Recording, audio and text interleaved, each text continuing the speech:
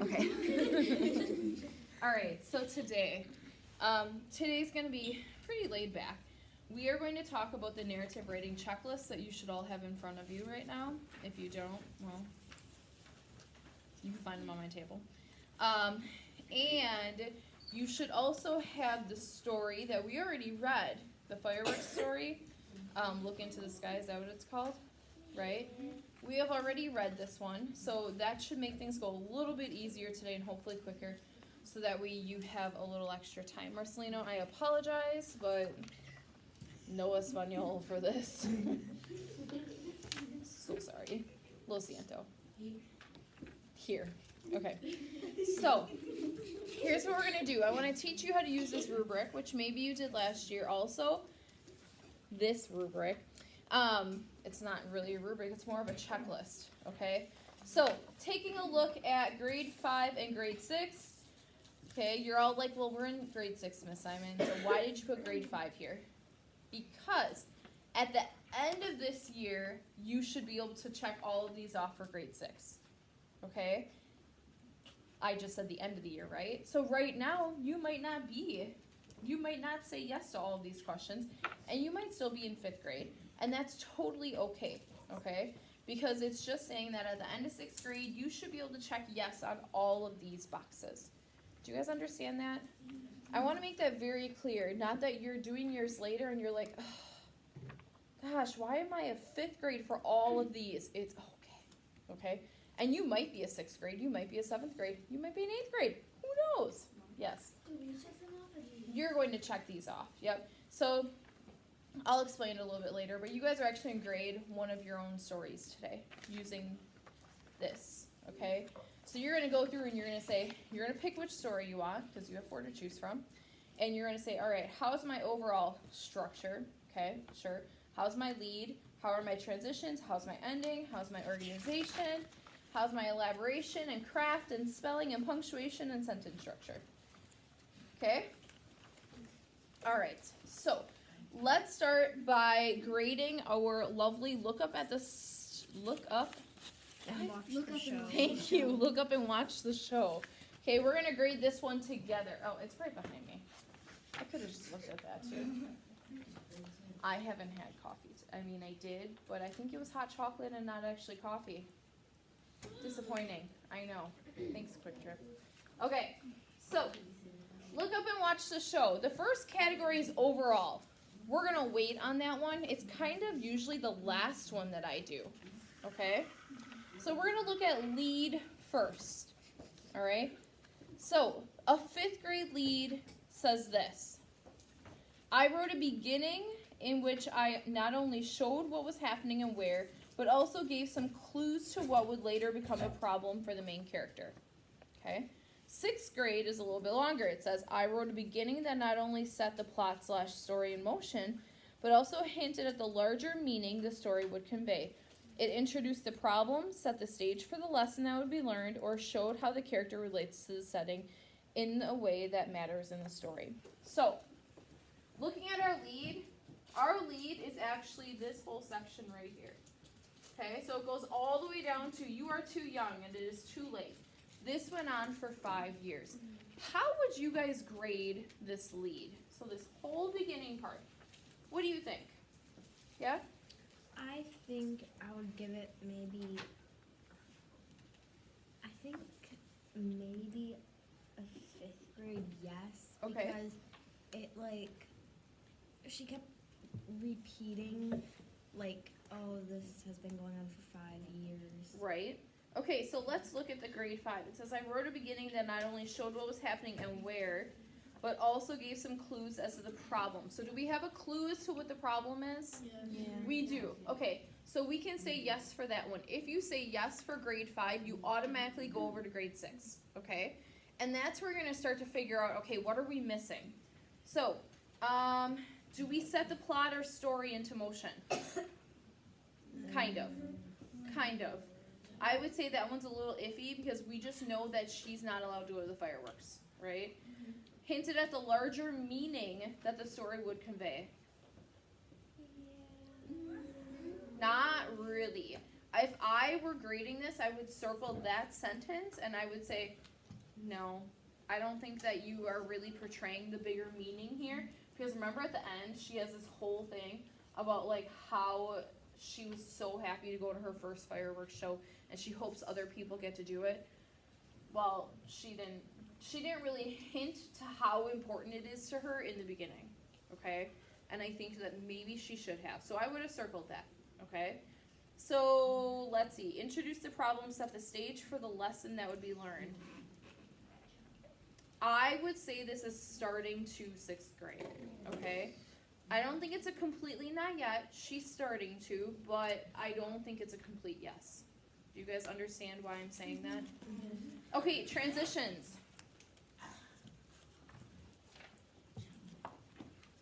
Okay, what transitions can we find, first of all? Let's look for transitions. So you have the story in front of you or a neighbor's. Look for transitions or transitional phrases. Transitional phrases are something else. So somebody find one for me. In the story. Eduardo? Next, Where do you see that? in the third paragraph, at the end of the sentence, it says next year. No, fine. Nope, that wouldn't be a transition because we're talking about next year. Nadia? Finally is one. Okay.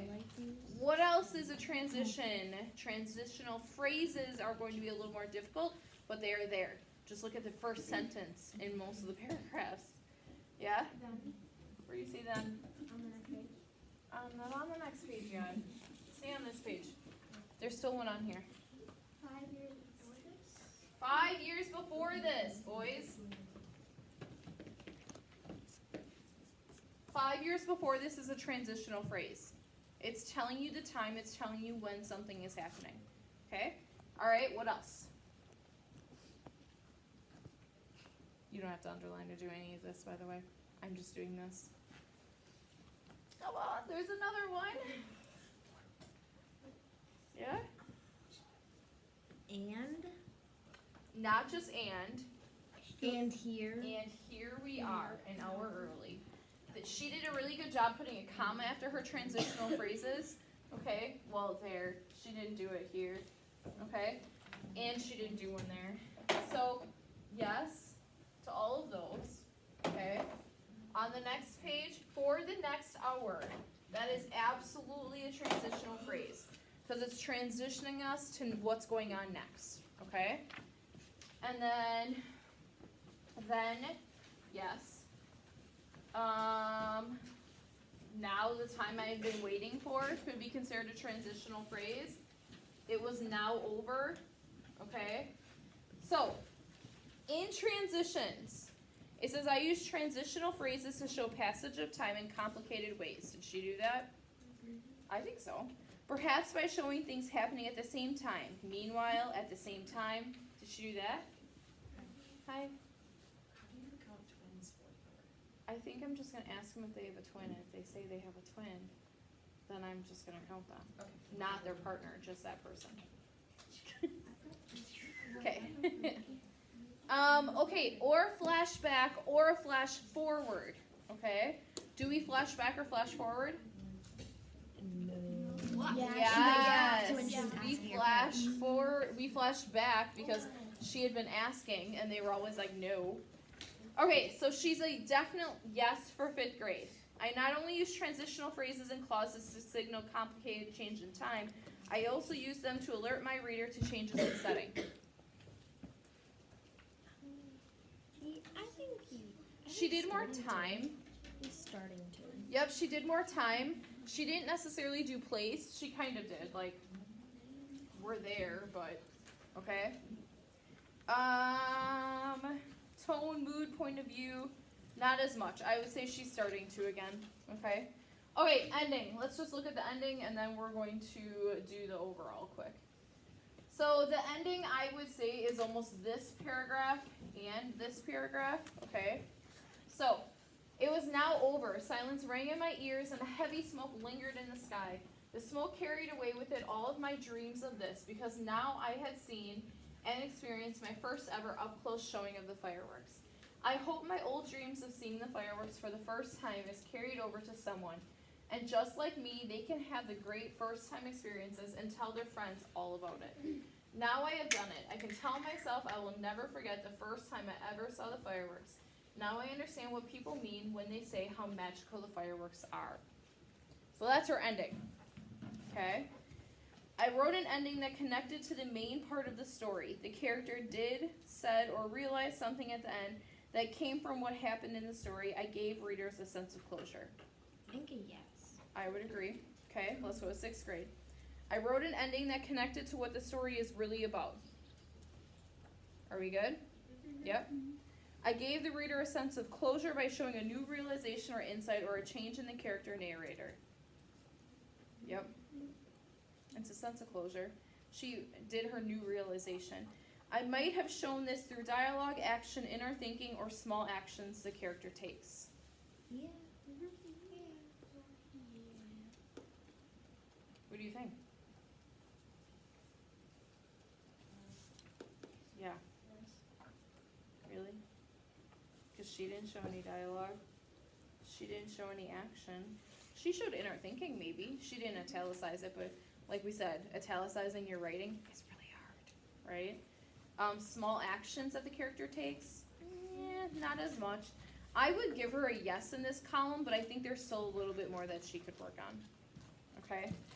Organization is the I use paragraphs to separate different parts or times in the story. Is that true? That is true. And to show when a new person was speaking. Did she do that up on top? Yeah. She did. Dad, mom, okay. Let's go to 6th grade then. Time and setting change? Yes. New parts of the story or to create suspense? Kind of, but yeah. I create a logical, clear sequence of events? Yes. Okay. Overall, I wrote a story of important moment. It read like a story even though it might be a true account. Is that a yes or a no? Yes. Your personal narratives should sound like they came off of the bookshelf. Okay? They should sound like a story.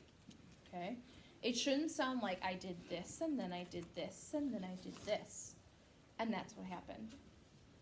Okay? It needs to have that storyline in there. It has to have a plot, right? It has to have some rising actions, and then that big thing that happens, maybe that big thing is just like you getting really like scared from your friend, pranking you or something like that. It doesn't matter, okay? And then you have your falling actions, or that big thing is really something that's serious, okay? So you have to remember those things. I wrote a story that has tension, resolution, realistic characters, and also conveys an idea, lesson, or theme. What do you think? Is there anything in there that she's missing? What is she missing? There's something that she's missing. Is it the story that she said that she was going to the fireworks with her friends too? No. Her friends had all went. Oh. Her friends have gotten to go, and she was like, why won't you let me go?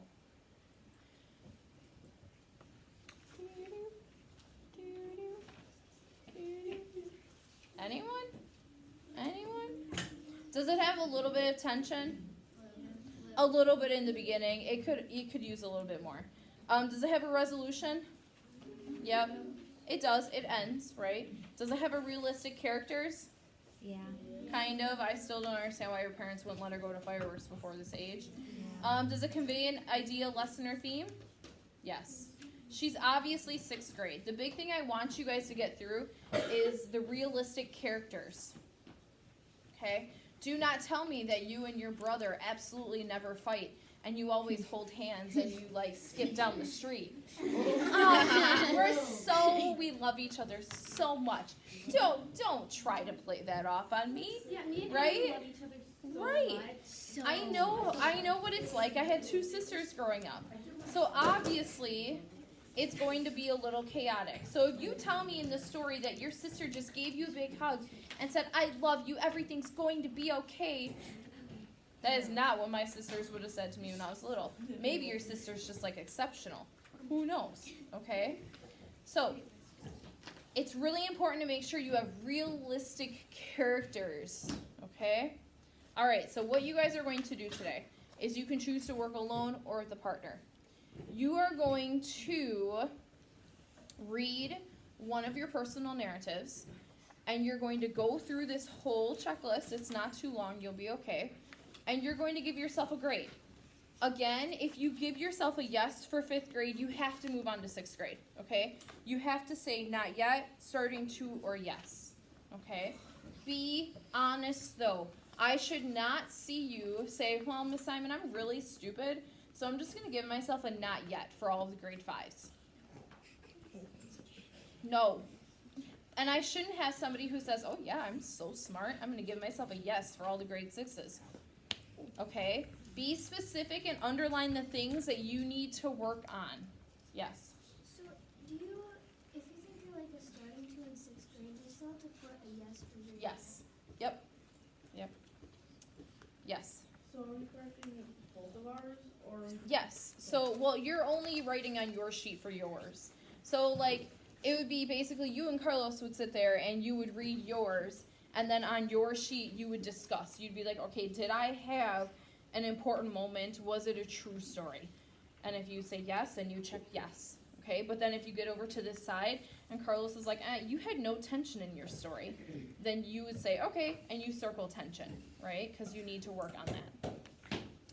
Does everybody understand what you're doing? Yes. Except for Marcelina? Okay, go ahead and get to work.